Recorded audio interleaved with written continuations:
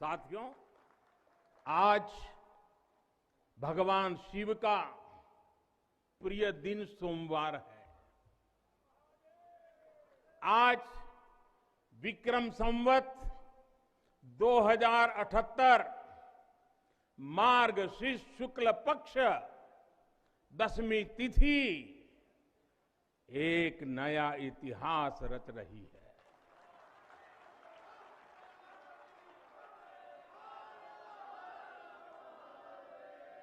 और हमारा सौभाग्य है कि हम इस तिथि के साक्षी बन रहे हैं। आज विश्वनाथ धाम अकल्पनीय अनंत ऊर्जा से भरा हुआ है। उसका वैभव विस्तार ले रहा है। इसकी विशेषता आसमान छू रही है। यहां आसपास जो अनेक प्राचीन मंदिर लुप्त हो गए थे, उन्हें भी पुनः स्थापित किया जा चुका है। बाबा अपने भक्तों की सदियों की सेवा से प्रसन्न हुए हैं, इसलिए उन्होंने आज के दिन का हमें आशीर्वाद दिया है। विश्वनाथ धाम का ये पूरा नया परिसर एक भव्य भवन भर नहीं है। ये प्रतीक है हमारे भारत की सनातन संस्कृति का। ये प्रतीक है हमारी आध्यात्मिक आत्मा का। ये प्रतीक है भारत की प्राचीनता का, परंपराओं का, भारत की ऊर्जा का, गतिशीलता का। आप यहां जब आएंगे तो केवल आस्था के ही दर्शन होंगे ऐसा नहीं है। आपको यहां अपने अतीत के गौरव का एहसास भी होगा।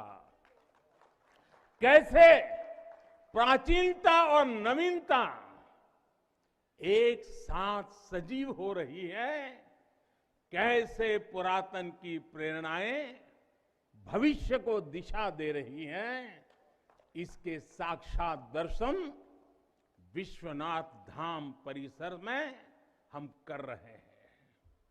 साथियों, जो मां गंगा उत्तर वाहिनी होकर बाबा के पांव पखारने काशी आती है, वो मां गंगा भी आज बहुत प्रसन्न होगी।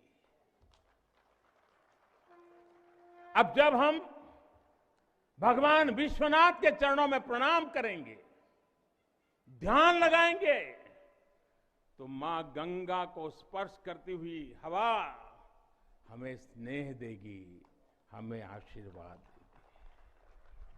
और जब मां गंगा उन्मुक्त होगी, प्रसन्न होगी, तो बाबा के ध्यान में हम गंग तरंगों की कलकल, गंग तरंगों की कलकल का दैवीय अनुभव भी कर सकेंगे।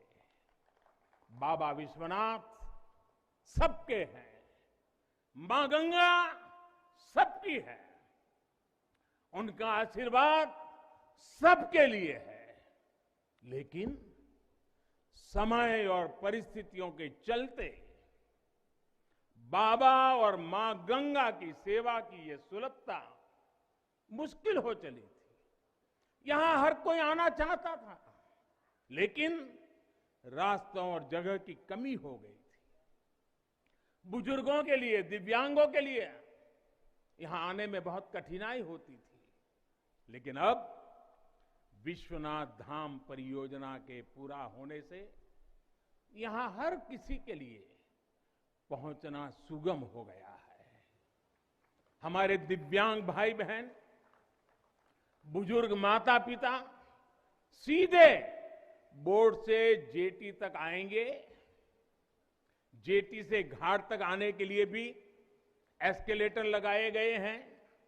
वहां से सीधे मंदिर तक आ सकेंगे। संकरे रास्तों की वजह से दर्शन के लिए जो घंटों तक का इंतजार करना पड़ा था, जो परेशानी होती थी, वो भी अब कम होगी। पहले यहां जो मंदिर क्षेत्र केवल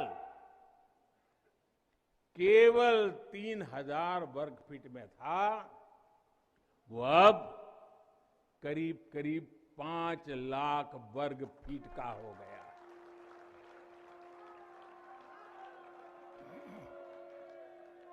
अब मंदिर और मंदिर परिसर में 50, 60, 70 हजार श्रद्धालु आ सकते हैं।